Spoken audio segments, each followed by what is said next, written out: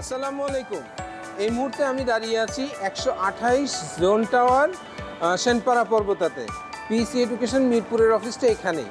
চলুন আমরা দেখে আসি লিফটের 4 এর কোন দিকে অফিসটা।